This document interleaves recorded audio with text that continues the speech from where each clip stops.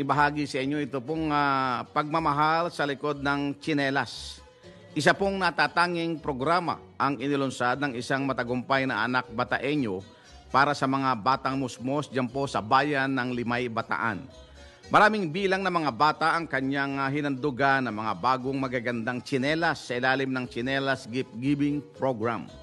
Handog ito ni Engineer Jaime Jim Borbe, anak po ng isang maralitang obrerong manggagawa ng isang pabrika sa nasabing bayan.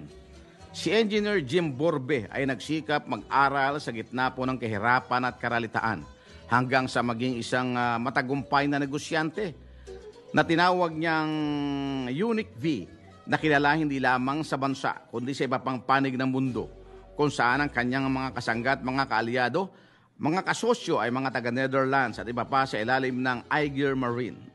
Sa kanyang misyong magbahagi ng sangkaterbang tsinela sa mga kabataan ng Bataan, naging katuwang niya sina SG Teo, Area Sales Manager, at Noon Leong Cho, Asia Regional Director ng Aegir Marine. Ayon kay Engineer Jim Borbe, ang Tsinelas Gift Giving Program ay 4 na taon na niyang isinasagawa sa ilalim ng kanyang itinatag na Unique B Industrial Core. Nabiyayaan ng kanya mga handog regalo ang mga mag-aaral sa kindergarten at mga grade school students ng St. Francis School, Bliss Integrated School at Duale Elementary School at marami pang iba sa lalawigan po ng Bataan.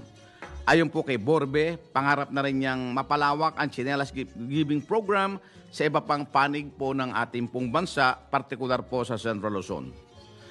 Nang aking pong tanongin si Engineer Borbe, bakit niya napili ang programa para sa mga musmos ng Bataan? Ang kanyang sagot, kaya ko po ito ginawa at sinimulang gawin at patuloy na gagawin ay upang iparating sa mga bata, sa mga musmos na malayo pa ang kanilang mararating sa buhay sa pagitan ng kanilang happy little feet, sa pagitan ng payak na tsinelas.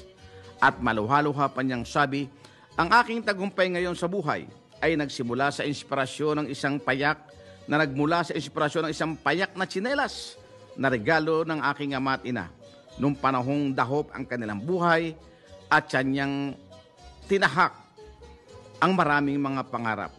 Sabi nga niya, abay, marami pang mga musmos ang gusto kong matupad ang kanilang mga pangarap. Nais ko silang maging matagumpay mula sa inspirasyon ng munting tsinelas na magagamit sa pagtupad ng mga mumunting pangarap. Si Engineer Borbe po ng bayan ng Limay, Bataan ay isang halimbawa ng isang anak maralitang nagtagumpay nang dahil sa kanyang sariling pagsisikap.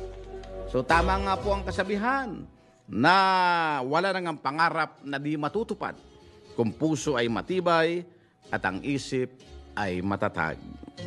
Si Engineer Jaime Borbe po ay isang matagumpay na mag-aaral ng Bataan National School of Arts and Trades, isang vocational school ng Bataan, batch 1981, na ngayon po ay Bataan State University. Ang aking pong pagbati sapagkat siya po ay aking kamag-aral, aking classmate na sa Section 4D ng Bansat 1981, si Engineer Jaime Jim Borbe.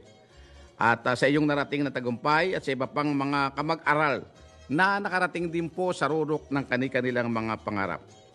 Nais ko pong samantalahin ang pagkakataon sa inyong lahat.